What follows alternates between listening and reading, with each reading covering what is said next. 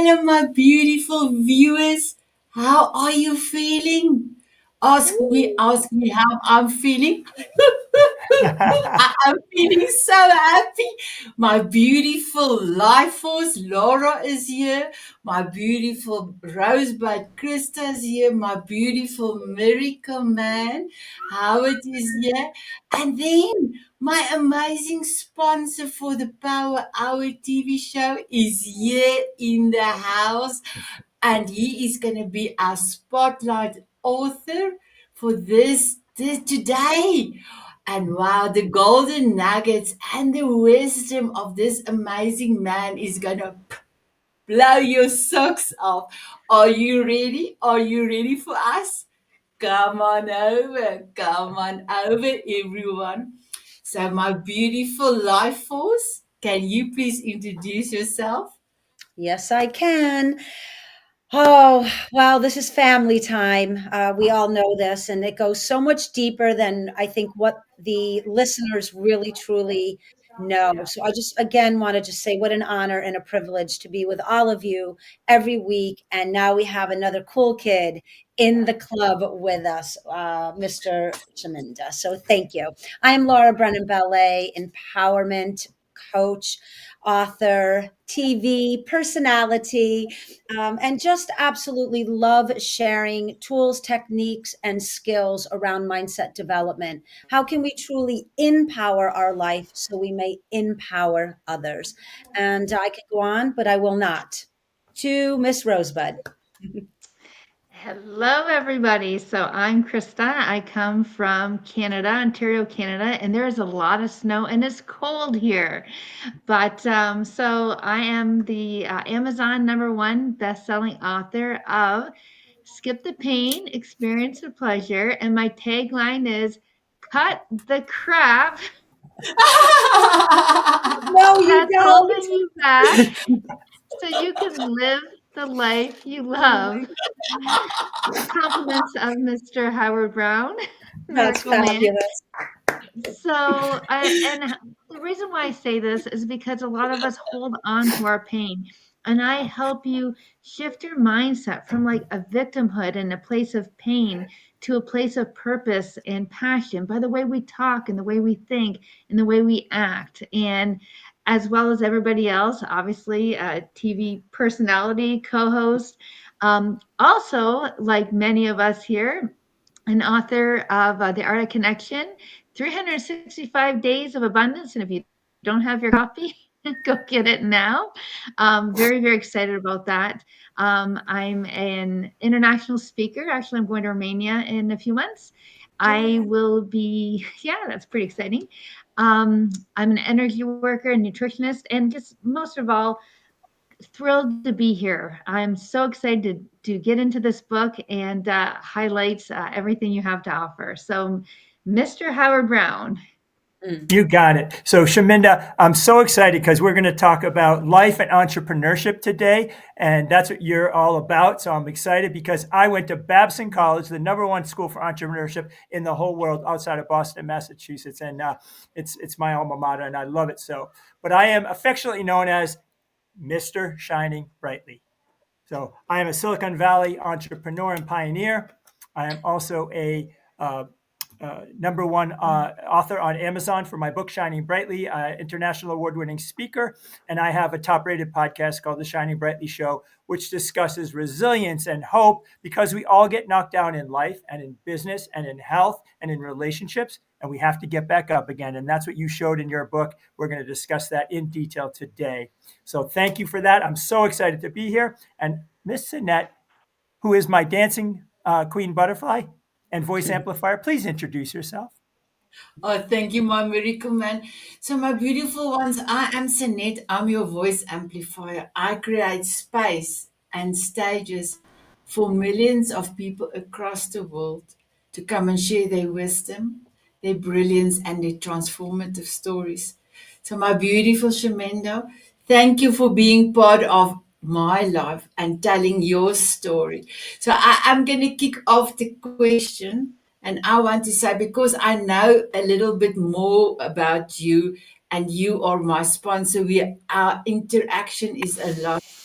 And the way that you are treating people is, for me, a true testament of your amazing heart. So can I ask you, why did you decided to write this amazing book? And give us an introduction too, first, before you answer the Oh, I'm so question. sorry. Yes, please. Thank you,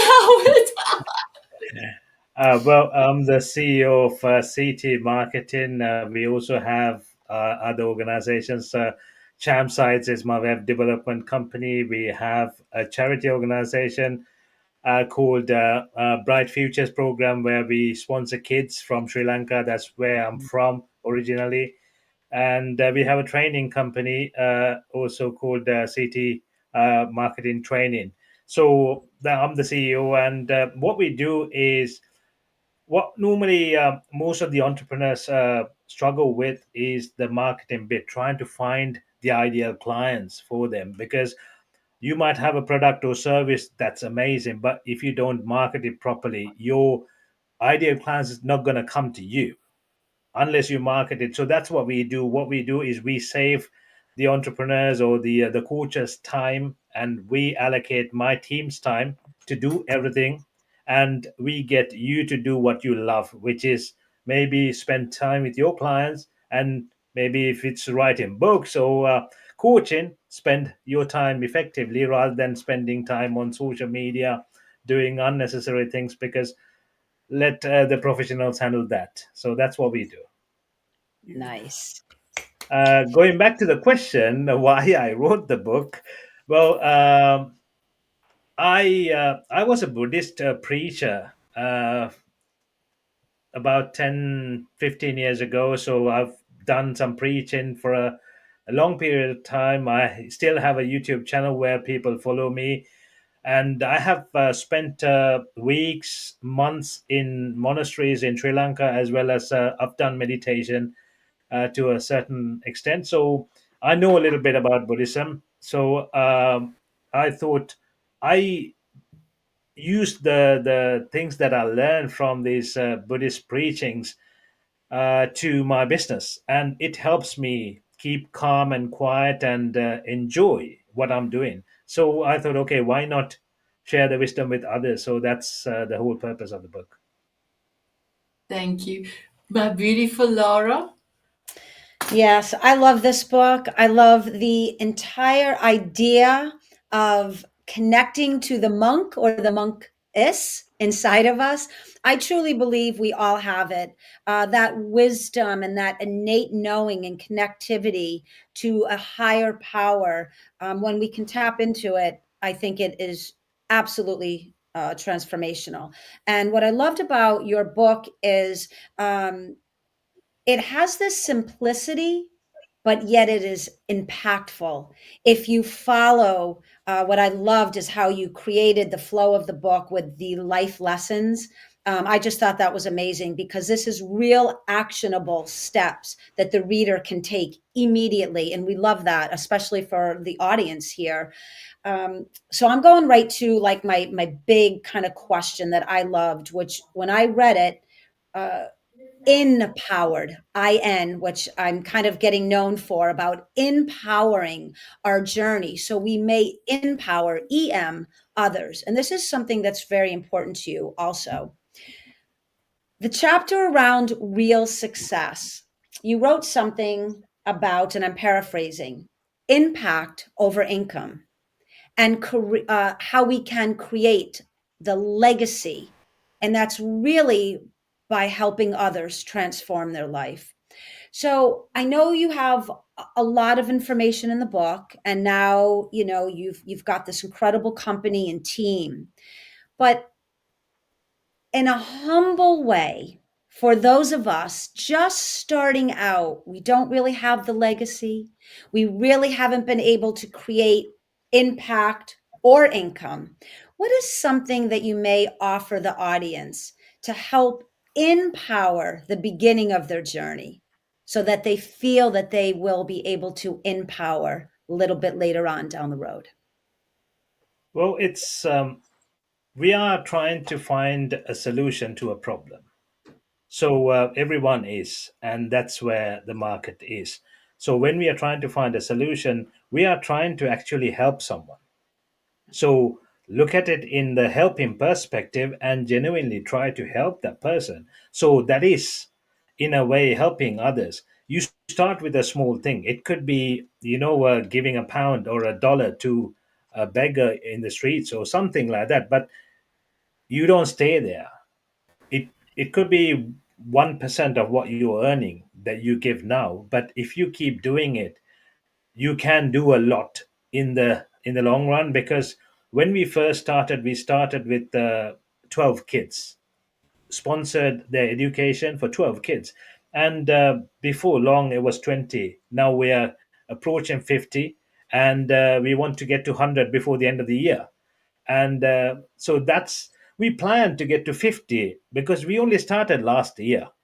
And the impact it made through the team itself, because the whole purpose changes, that everyone is trying to do, their purpose is totally different. They're not focusing on money, they're not focusing on the work, they don't care, because we have a huge purpose now. It's an amazing purpose. And everyone, because when you go and see these faces, these poor kids, it's amazing. It's a different feeling. I'm sure you, every one of you, have experienced this. It's not like only I have done it, you have done it as well. But it's this amazing feeling you get. You can't put a value into that. So that's why you need to start small and then slowly increase it as you grow. And I love that example of whether it's one child and you move up into 200, and to be transparent and share. My husband and I were introduced to an orphanage in Uganda, and we couldn't give much, and we started just small, and just being able to have them eat, and get, medical supplies and all of those things. And it is true, it's become, my goal is to get them enough money so they can have a home, like an actual home. They sleep in the dirt. And so it isn't about money. The drive isn't about money anymore. It's about providing for someone, to change their lives. So I think that's just amazing what you do. Thank you, Thank you. Miss Krista. Wow. I just love the way the show goes, because you can start off with a mindset that you're going to ask one question, and then someone says something that just explodes for me in my heart. So when you're talking about, building up with the children, and when Laura was talking about it, it reminded me also of giving. And I'm really hoping the listeners really listen to this and get this, because of the bigger purpose and the impact, even on one person. It could be a child, it could be an adult, it doesn't matter. But very similar, I was with my late husband who passed away. I had a son, and so we adopted a daughter from a different country, and would send money, and she, through a translator, would write back in her language, and the translator would write back. So it was as if he had this adopted sister, and then I would have him write to her. And at the same time, there was the monthly donation of money, and she would say specifically how it impacted her, how she was able to go to school, and that became even a bigger purpose. And I seen that throughout, your book, the bigger purpose. And, starting off in the beginning, when you're talking about, we look into a mirror, and and this is what really changed your life as well as mine, because we go through life with these limiting beliefs, and for me, thoughts, the way we talk, the way we act, and climb the corporate ladder, work harder, keep going, stress yourself out, and you will achieve happiness. And then all of a sudden, this life changing moment happened, and you stopped everything. You get off your phone, you shut down all the distractions, and you calmed yourself to a state of peace. So tell us a little bit more about this. I kept obviously reading about this, but from your perspective, talk a little bit about that, because I know the listeners will have this life-changing insight, because so many people are on that treadmill, all the time chasing that happiness. But you seem to find that key. So about that, actually, I'm finding more and more time at the moment spending without doing anything, because that is where the creativity happens. But let me go back how it happens. So what happens to most of us is we get too busy with everything, and we have everything open. So the eyes are open, the ears are open, we hear everything, we try to process everything, we listen to, we watch news, and that's running behind your head, and that's just a total mess. So you keep going through the day thinking about those things, and that's just too making you too busy. What you need is the tranquility to see yourself, because it's not something that you're taking from outside, it's something that is inside that opens up. So for everyone has this. It's not like, oh, some of them have it and some of them don't. Everyone has it. They have to calm down and then shut everything off. What happens when it's like the Buddhist monks say, it's like the still water. You can see the depth when it's not moving, right? But when it's moving, you drop a stone and then you can't see anything. It's like you see through inside, and then you're going to see a lot more, clearer and clearer, and you get clarity, because most of the people are lacking the clarity. Without clarity, it's like, you can't hit a target you can't see, right? So it's the same thing. So if you don't have clarity, you don't know where you're going, you don't know where you are, then you get nowhere. So I think that's what it is. So just need to calm down. It's harder at the beginning, but just to try to not do anything, not even think.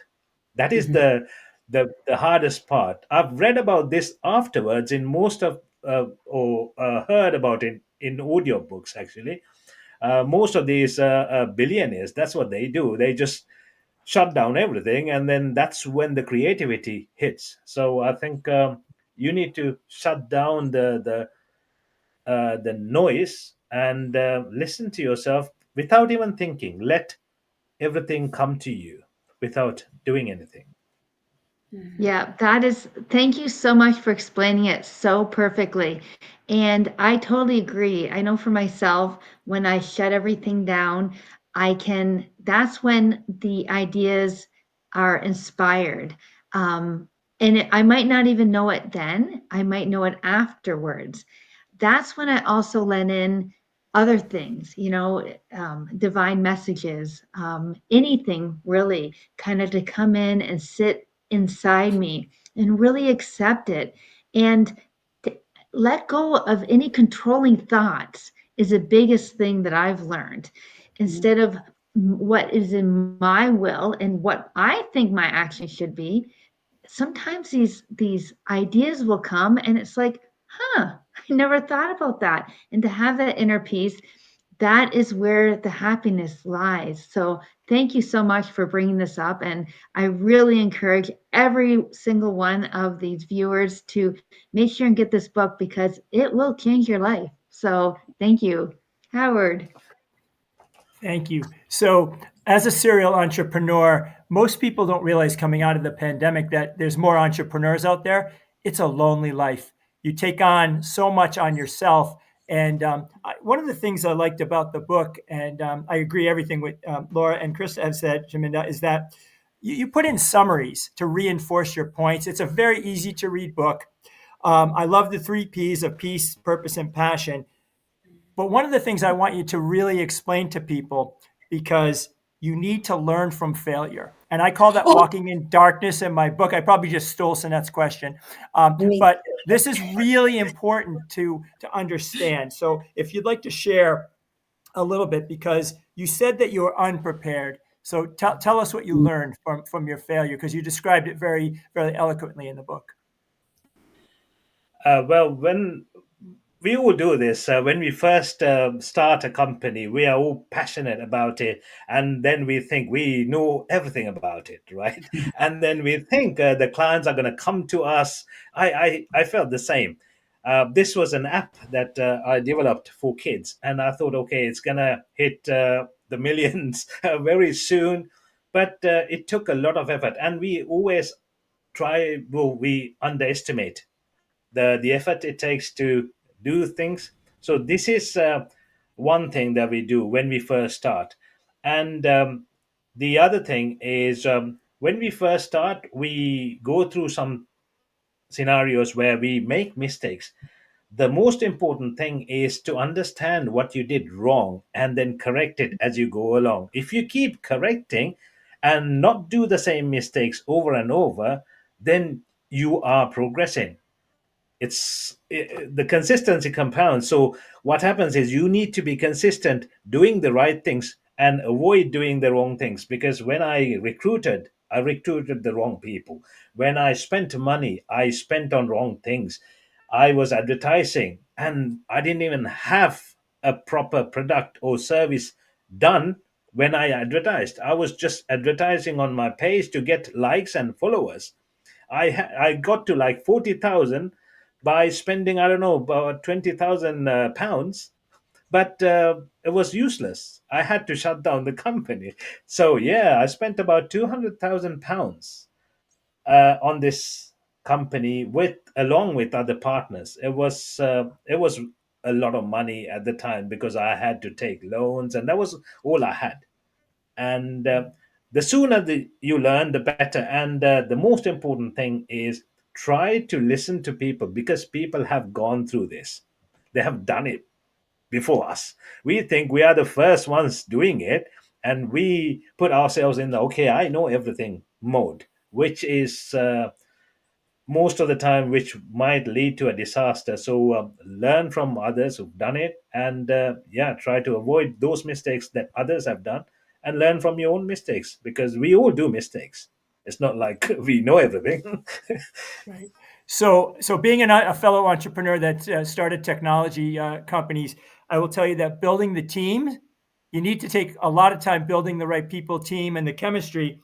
The other thing is that you showed in the book so beautifully that you did get back up again. You proved resilience, and that's beautiful. And that, as an entrepreneur, that's the strongest muscle that you have to have, because you get knocked around pretty hard. So with that, I'll hand it over to Sunette if she has a new question for you.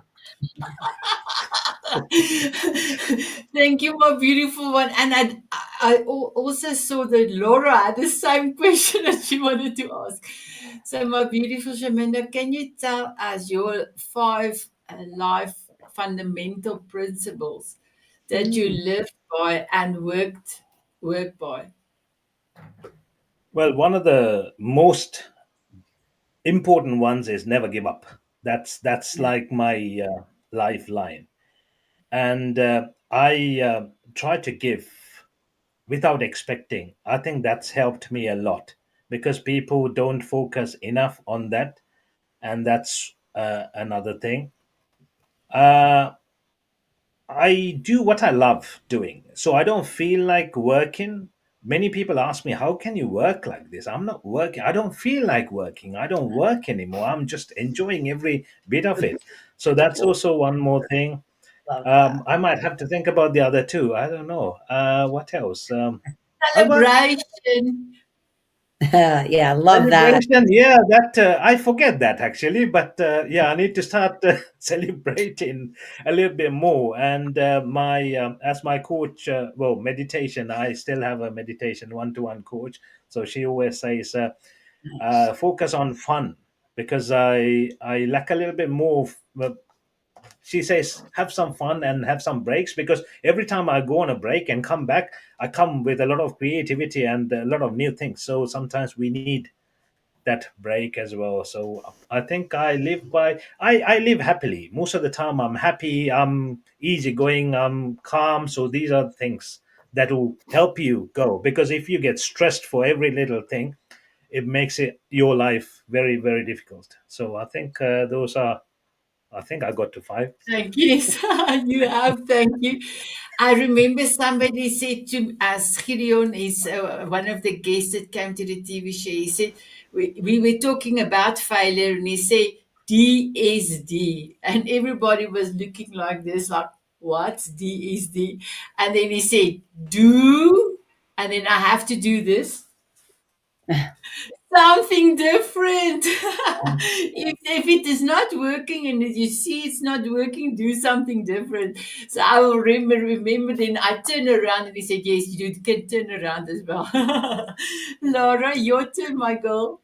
Oh yeah, I'd love to have a conversation with you off the air because again, I'm going to reiterate this. I listen to Gregorian chants. I've been meditating to Gregorian chants since I've been very young. Um, I've been very connected to monasteries and priesthoods, and it was just something kind of I came into this world with. So I really feel very aligned with the idea of a monk mindset and bringing it into the 21st century before and, of course, in the future. I just think that there is an elegance and a refinement to the mindset of someone that can master thought. My family here knows I specialize in thought energy. My whole book, my coaching, everything I do is around the science of empowerment, which is around energy, energy in, energy out. And something that you wrote about, I had a little bit of a little flip in my heart thinking about you being a very young boy in the school around the luxury of energy to most of the kids that were there, holes in the shoes, etc. I also loved, and I don't want to give too much away because everyone really should read this book, your mother and what she did in her life to, help you there, even though she had a little bit of energetic doubt at one point too, but you didn't let that be a bump in the road at all. I always believe that there's something in our childhood that when adversity is appearing, we almost tap into our truest nature, but then it's very fleeting because we're young, we're underdeveloped, and the hardships take over. Looking back in those moments of your childhood, the doubt, the insecurities, the lack of confidence, other people not believing in you, being locked out of your home, metaphorically, figuratively, etc. Could you go back to a moment that maybe you personally can now see that was back there, that you had that built in resilience? You almost had that connection to that monk mentality because there is something in you that's been a thread all the way through that has kept you going the way you have and continue to go. And it's something we're born with. We may not remember it, but it is, I believe, coded in the DNA from birth. We just forget it. But there's something that when you write about being in that school, that I wonder if you look back at that little boy, if you knew that he knew something deep down inside. Well, at the time, I knew that, well, I knew that I was poor, my family was poor, but I knew that that's just the start because it's not where you start, right? It's where you end, what matters. So I knew that I can get to somewhere. I didn't expect to be here, but I knew that I would get somewhere because I can remember when I was around 16 or 17, I went back to my father to spend time with him because my mom and my dad were separated, divorced when I was 7 years old. And then we weren't allowed to speak to him or be in contact with him. So that's the kind of culture we had back home. So we had to listen to my mother. And when I was 16, 17, I was like, no, I need to go and speak to him, spend some time with him. But they had this mentality, this limiting beliefs where he was happy with me becoming like a bus driver or a conductor in a bus that he was driving. And I was thinking, oh my God, this is my father talking to me. What are you thinking? Is that even a job? No disrespect to anyone, but I had a bigger dream. And he was trying to determine who I was going to be. And he had no right. And I was like, no. Uh, at that time, I felt so, I don't know how to explain, like down, as in, why would they think about me like this? I have a bright future. I knew that I was going to get to somewhere, but I didn't know where. So yeah, I was going until I found it. Like how I was going after Buddhism, I was doing the same with Buddhism as well until I found that monk. I love that right there. That's a quote. I just kept going until I found it. And I love that. And that's what I think, it's what I picked up. Like I can almost see that vision of you walking in that school. You were so aware of what was around you, but it did not block you from something inside new. And then when your father, your mother said, no, you can't talk to your father. The minute you were able to find that connection with your dad, off you went. And then even when he said, I'm going to limit you, you kept going until you found that connection in you. Like, oh, no, you're not. I'm dreaming bigger. I'm envisioning bigger. I love that. You just keep going until you find it. And you didn't know exactly what you were looking for and what you were going to find. You just knew this is not it. So I love that. I love that. I, for me, I love when someone challenges my own mindset and gives me a golden nugget that I can then take. And I think that's really, for me, transformational for the listeners. Don't stop until you find it. And you'll know when you're on the right track because it will feel right. And you know when you're on the wrong track, and not that there's anything wrong with either track, but of course we'd rather be on the right track. But you'll know because all of that servitude and giving, that inner peace and that entrepreneurial spirit will start to rise to the top. So thank you. Thank you, Shamina. Thank you. Thank you.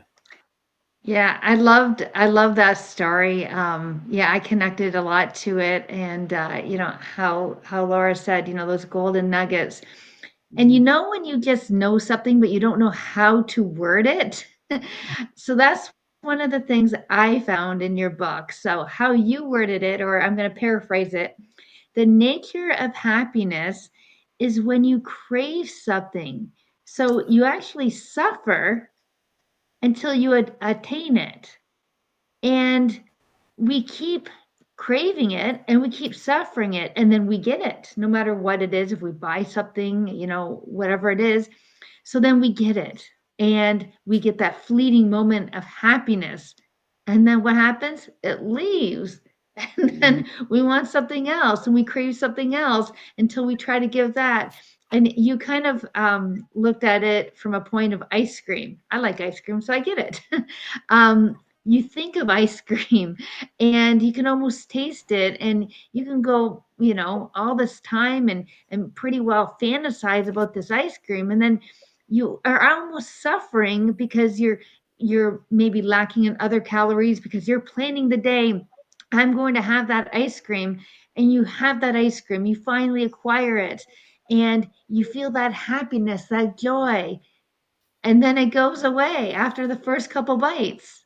So that whole kind of repetitive cycle that we put ourselves through, when you wrote about that, it was such a light bulb moment because I truly connect with it. But the way you put into the words in your book really amplified the meaning to me. So, can you speak a little bit more about maybe how that impacted different areas of your life, how you've seen happiness, how you didn't want to have to suffer to get it or crave it?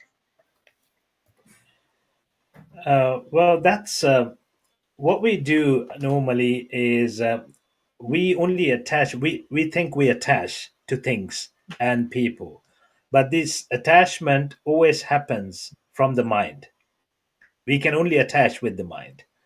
So for example, we think we own this, we have a car, we have a house, we have a wife, and then tomorrow you die and you got nothing because it's all gone, right? So you can't physically attach with anything really, but we think it's like a physical attachment, but you're only mentally attaching. And so if you, the more you attach, the more you suffer. The attachment and the suffering is correlated, right? So you suffer with what you are attached to most. So if you lose something or someone, that you love most, that's when the pain is at the most.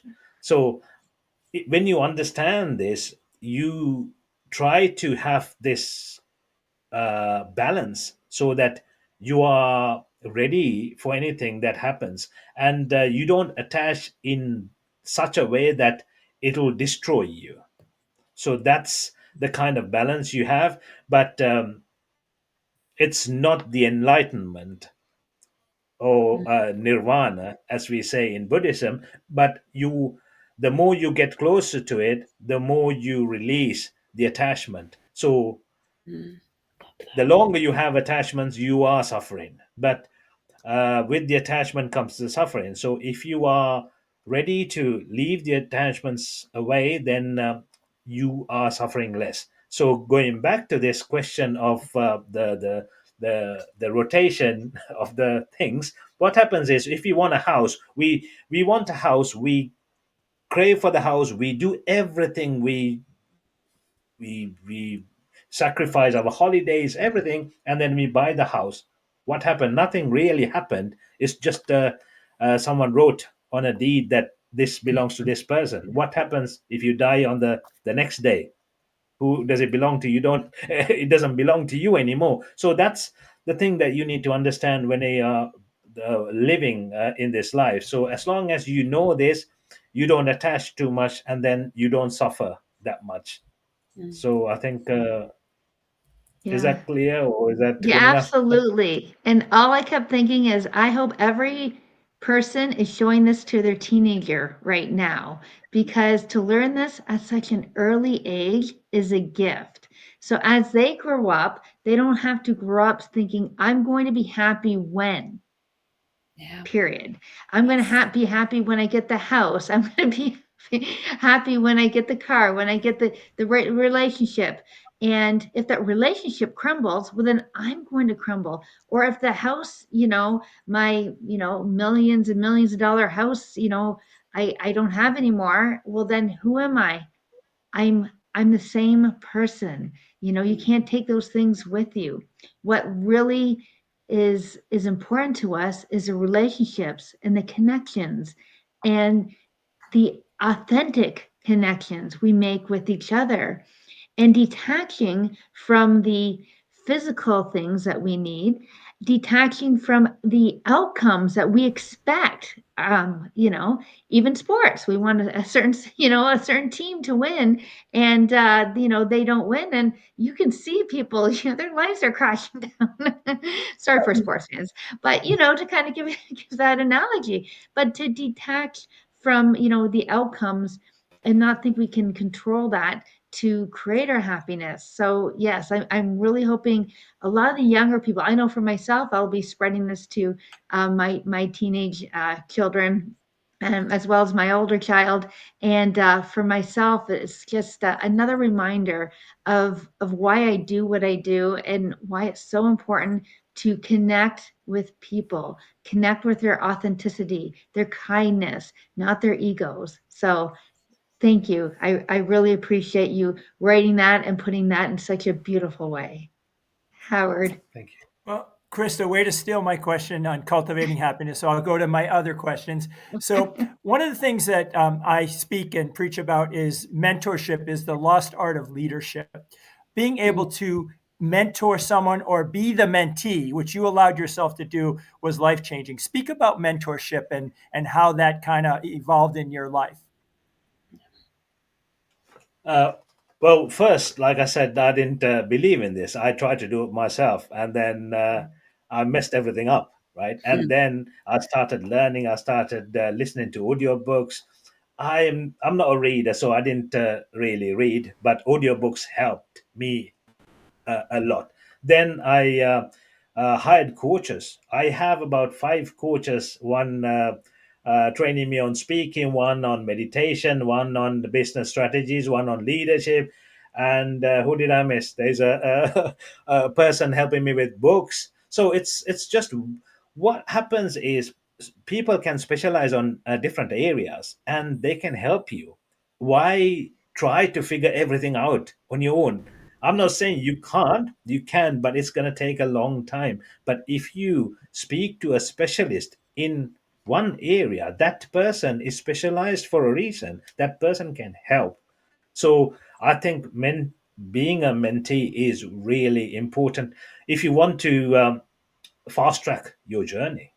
If you want to go slow and if you want to do everything on your own, it might be a solution for some. I'm not saying it's for everyone, but we all believe in going to school. That's the exact thing that we are doing.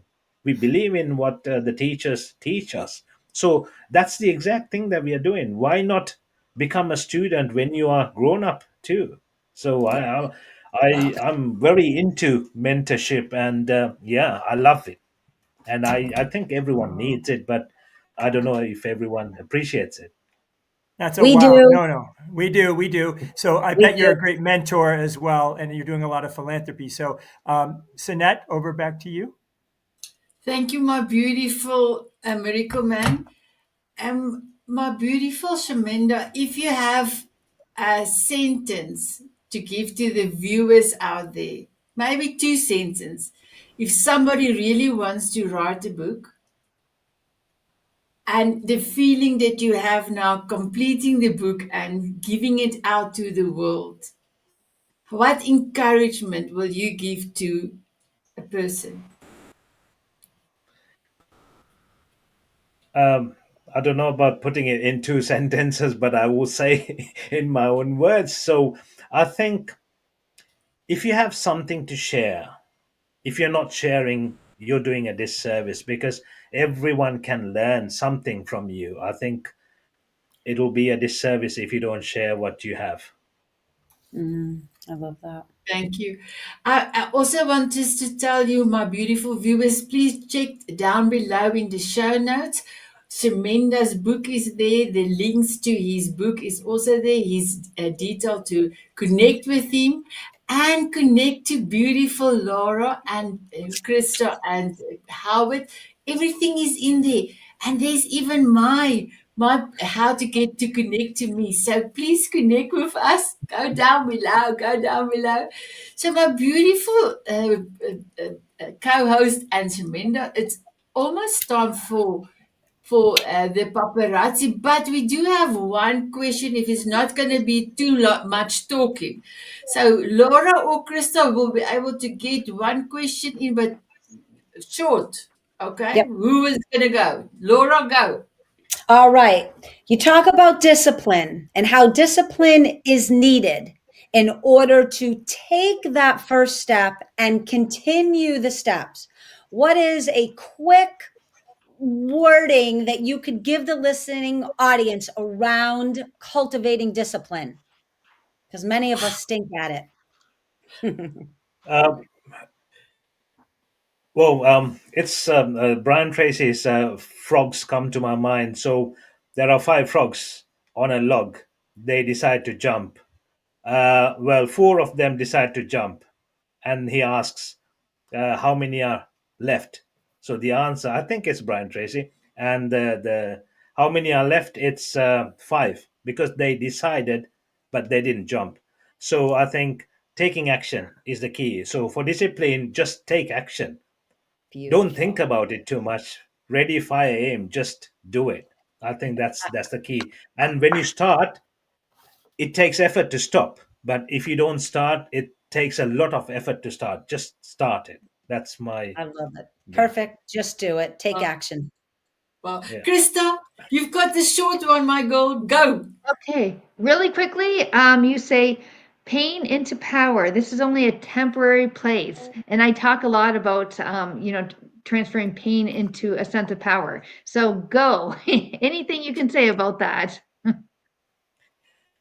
Pain, well, the biggest revenge is massive success. So if you want, if you are in some sort of pain, you are in mental pain more than a physical pain. So take that mental pain. You think, okay, I'm suffering. Why? Because you're probably embarrassed. You're probably down. So prove it that it's wrong. No, I can't do it. Just prove to yourself, prove to others that you can do it. Anyone can do it. If I did it, if you guys did it, anyone can do it. It just takes action. Yes, absolutely. Pain into power. I love it. Thank you. Thank you for giving Love me a it. chance. Uh-oh. Thank you. It's the speed round, Chaminda. Here we go. Get ready for the Woo! paparazzi and all those out there watching. All right. So a big shout out to Jose Escobar, who is winning the day because he came on as an author. And the first speed words are morning routine. Short answer.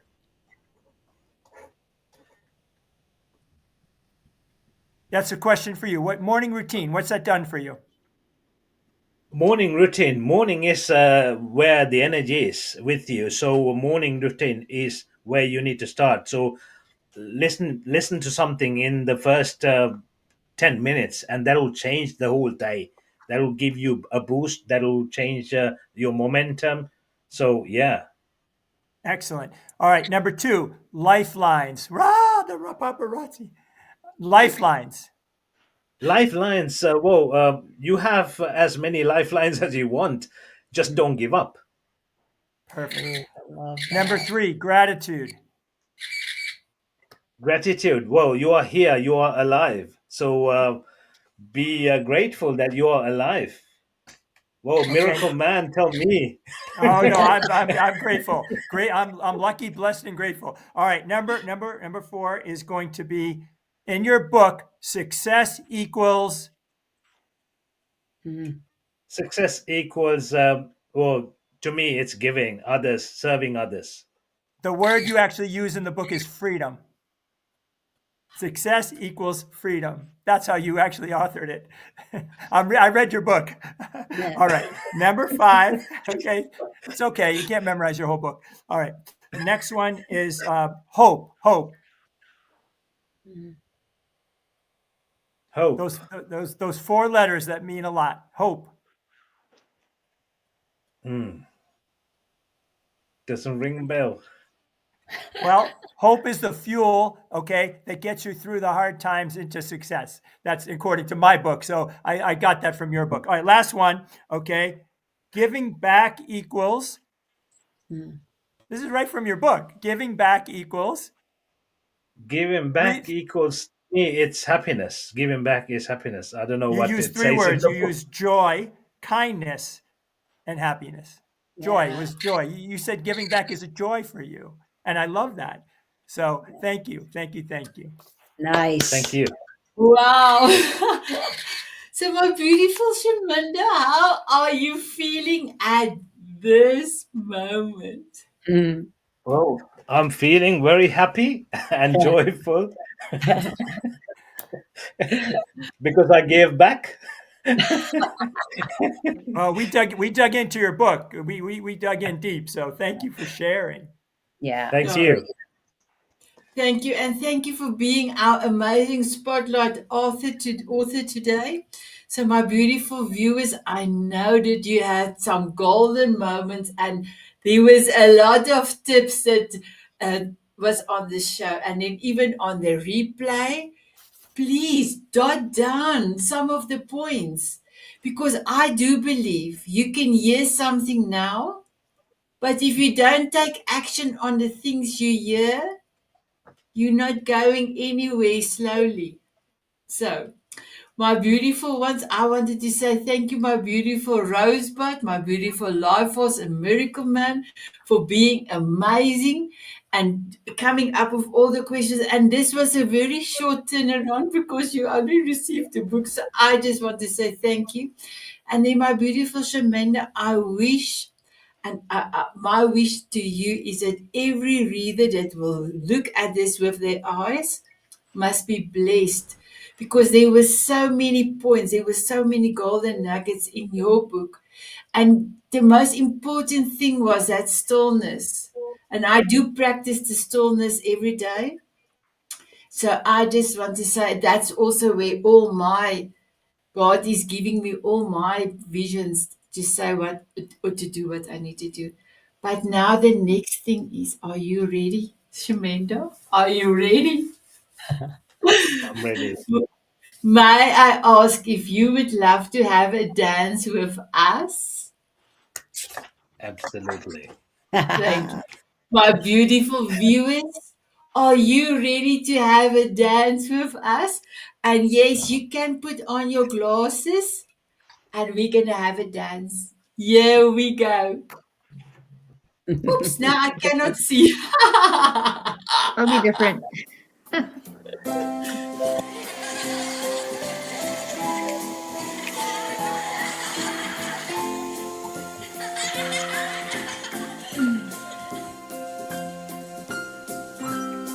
Here we go. Walking on sunshine or dancing in the rain.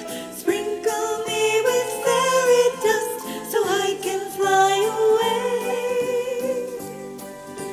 Smiling at a moonbeam or squinting in the sun.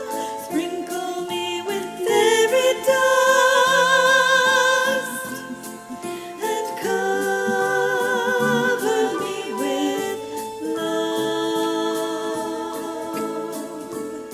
Bye bye, everyone. Butterflies Bye. to each Bye bye. Thank you. rose. Thank you. You.